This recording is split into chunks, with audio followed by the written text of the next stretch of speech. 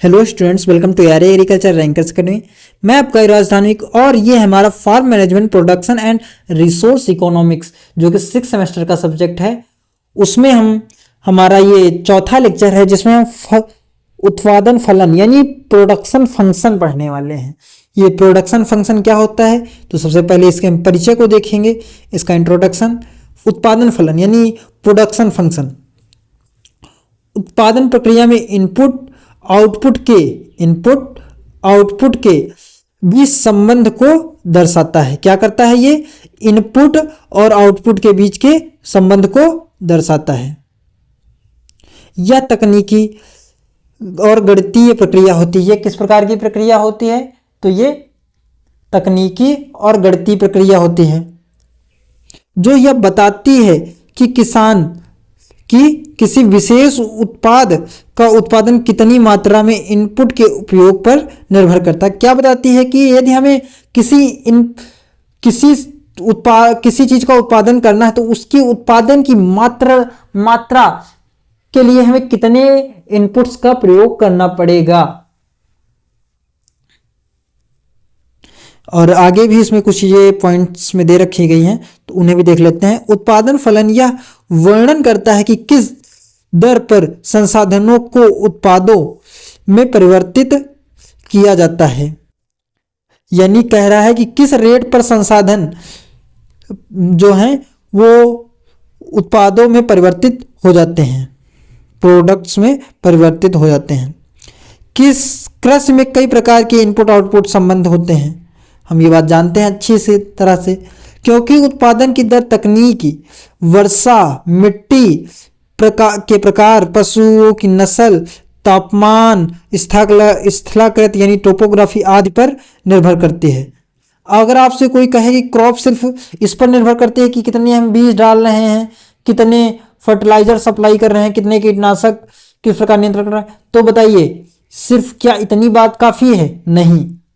वहाँ का वातावरण कैसा है, वहाँ की टोपोग्राफी यानी कि ज़मीन कैसी है, मिट्टी का प्रकार कैसा है, कितनी वर्षा हो रही, क्या ये फैक्टर्स हमारी क्रॉप के उत्पादन को प्रभावित नहीं करते? बिल्कुल प्रभावित करते हैं। ये सीधा सा अर्थ है, यानी कि हमें बहुत सारी चीज़ें पढ़नी होती है इस संबंध में।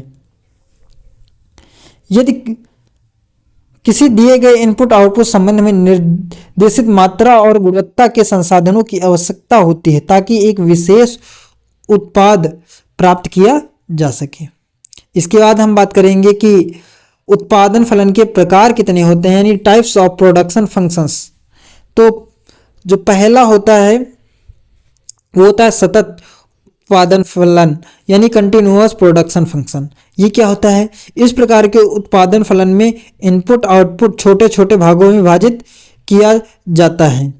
क्या करते हैं? इसमें छोटे छोटे भागों में हम इनपुट आउटपुट को विभाजित कर सकते हैं। अब आप कहेंगे भैया ऐसे कैसे कर सकते हैं? तो कर सकते हैं, जैसे बीज है, बीजों और उर्वरकों को खेत में किस मात्रा में डाला जा सकता है, जैसे आधा किलोग्राम, 1 किलोग्राम या 100 ग्राम तक। यानी हम जो हमारे इनपुट था बीज या फिर फर्टिलाइजर, इसे हम डिवाइड कर रहे हैं ना उसकी मात्रा को। ओके, तो यही है बात कि इसे छोटे छोटे भागों में विभाजित कर सकते हैं। जब हम यूरिया अप्लाई करते हैं तो हम हमेशा बात करते हैं कि फसल में पहले आधी यूरिया डालनी चाहिए, उसके बाद आधी यूरिया बाद में डालनी चाहिए। क्यों? हम उसे डिवाइड ही तो कर रहे हैं। यानी ये कंटिन्यूअस प्रोडक्शन फंक्शन है कि नहीं है? बिल्कुल है। यूरिया का ये 50-50% अप्लाई करना। उर्वरकों को किसी भी मात्रा में विभाजित किया जा सकता है और प्रत्येक इकाई उत्पादन में वृद्धि लाई जा सकती है। उसके बाद जो दूसरा तरीका इसी में आ जाता है, यानी दूसरा प्रकार आता है, वो है सतत और विविक्त उत्पादन फलन यानी कंटिन्यूअस एंड डिस्ट्रिक्ट प्रोडक्शन। कुछ इनपुट्स ऐसे होते हैं जो सतत रूप में विभाजित किए जा सकते हैं, जबकि कुछ विविक्त होते हैं यानी डिस्ट्रिक्ट होते हैं। डिस्ट्रिक्ट इनपुट्स क्या होते हैं? तो डिस्ट्रिक्ट इनपुट्स वो होते हैं ऐसे इनपुट्स जो पूरे होल रूप में प्रयोग किए जाते हैं। क्या किए जाते हैं? होल रूप में प्रयोग किए जाते हैं। इन्हें छोटे छोटे भागों में विभाजित नहीं किया जा सकता। जैसे हल चलाना या ट्रैक्टर से जुताई किया जाता, आधा नहीं। देखिए जब हम जुताई करते हैं तो बताइए हम आधी जुताई करते हैं? नहीं करते हैं ना। खेत की जुताई तो हम पूरी करेंगे। ये सब चीज़ें होती हैं जिन्हें हम पूरा का पूरा प्रयोग करते हैं। जैसे कि डेयरी फार्मिंग है, हमारे पास एक गाय होगी, दो गाय होगी या तीन गाय होंगी, लेकिन हमारे पास 1.5 गाय होती है नहीं होती, और या फिर 2.3 गाय होती है नहीं होती। तो ये पूरी पूरी संख्या को दर्शाती हैं डिस्ट्रिक्ट इनपुट्स। उसके बाद कंटिन्यूअस इनपुट्स की बात कर लें तो ये क्या होते हैं, ये वही हैं कि जिन्हें बाद में विभाजित किया जा सकता है छोटे छोटे भागों में। ये कौन कौन से उर्वरक है, पानी है, बीज है, इनकी मात्रा को विभाजित करके उपयोग किया जा सकता है। उसके बाद अदर क्लासिफिकेशन भी है इसका, उत्पादन फलन और अन्य वर्गीकरण, other classification of production function. लेकिन आगे बढ़ने से पहले आपसे निवेदन है कि आप हमारे चैनल ARA को सब्सक्राइब कर लीजिए।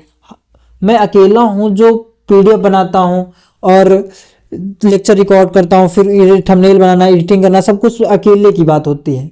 तो प्लीज़ करिए, और मेरा चैनल हिंदी वाले बच्चों के लिए डेडिकेटेड है, मैं इतनी मेहनत कर रहा हूं, तो प्लीज़ प्लीज़ रिक्वेस्ट है, कमेंट करा करिए, दोस्तों के साथ शेयर करिए।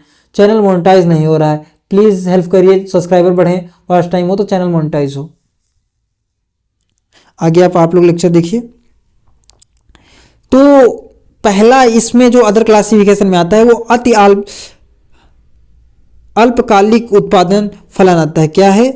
अति अल्पकालिक उत्पादन फलन, यानी very short run production function. इसमें क्या होता है, इस स्थिति में फसल उत्पादन बहुत छोटी होती है, इसलिए किसी भी इनपुट की मात्रा को बदला नहीं जा सकता। जैसे किसी फसल की कटाई के दौरान उत्पादन को बढ़ाने के लिए तुरंत अतिरिक्त उर्वरक या सिंचाई को उपयोग नहीं किया जा सकता। समझिए, अब जैसे मान लीजिए कि आपका गेहूं कटने की कगार पर है, हार्वेस्टिंग का समय है, अब आप उसकी उत्पादन बढ़ाना चाहते हैं, आप उसमें यूरिया या फिर जैसे कोई DAP जैसे फर्टिलाइजर्स का उपयोग करके क्या उसके उत्पादन को बढ़ा सकते हैं, या फिर सिंचाई देकर आप उसके उत्पादन को बढ़ा सकते हैं? नहीं बढ़ा सकते हैं। ये एक ऐसी स्थिति है जिसमें हम इनपुट्स को डिवाइड नहीं कर सकते, यानी उसे प्रभावित। इसी प्रकार अगला जो है वो है अल्पकालिक उत्पादन फंक्शन, यानी शॉर्ट रन प्रोडक्शन फंक्शन। इसमें क्या होता है, इसमें कुछ इनपुट स्थिर होते हैं जो कुछ परिवर्तनशील होते हैं, वेरिएबल्स होते हैं। जैसे भूमि और मशीनरी स्थिर इनपुट होते हैं, जबकि बीज और खाद श्रमिक परिवर्तनशील इनपुट्स होते हैं। किसान अधिक श्रमिकों को नियुक्त करके उत्पादन को बढ़ा सकता है, लेकिन भूमि का आकार तुरंत नहीं बढ़ा सकता। बात समझ में आई आप लोगों को? और तीसरा जो है वो दीर्घकालिक उत्पादन फलन। दीर्घकालिक यानी लंबे समय में परिवर्तन लाना है। तो इसमें क्या होता है, इसमें तो हम अगर भूमि का आकार भी चाहें तो वो भी बदल सकते हैं। इस अवधि में सभी इनपुट परिवर्तनशील होते हैं और किसान अपनी उत्पादन क्षमताओं को बढ़ा सकता है। जैसे किसान अधिक भूमि खरीद सकता है, नई मशीनें ला सकता है और नई तकनीकों को अपना सकता है। धन्यवाद। ये लेक्चर हमारा यहीं पर समाप्त होता है। आप लोग चैनल को सब्सक्राइब करिएगा।